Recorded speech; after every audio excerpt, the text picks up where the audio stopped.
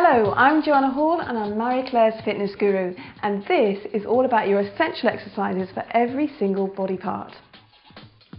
Having a neat, trim waist is really sexy, but when it comes to exercise there are certainly ones that will help and certainly ones that won't. The waist is actually made up of the oblique muscles. You have the external obliques which lie on the diagonal, and you have the internal obliques which actually lie more on an up and down fashion. Target the external obliques and you're going to get that really nice trimmed waistline.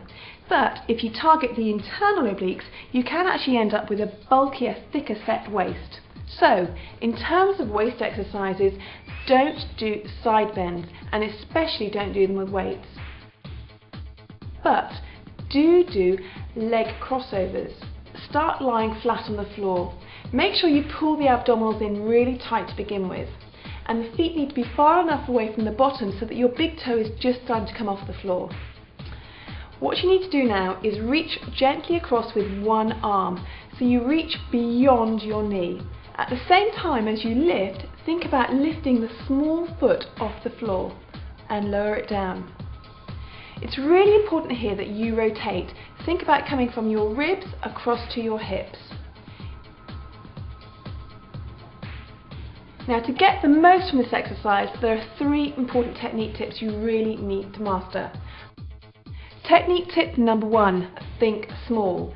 In terms of lifting this foot off the floor, it only comes a small distance off.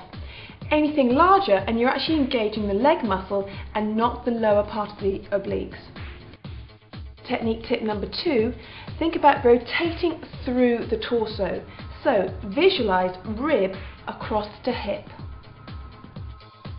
Technique tip number 3, it's really important that you keep your knees still and you don't have your arms moving madly around. If you start to move the knees, then you take the emphasis away from your waist. So put those all in place and you can really get a nipped in waist.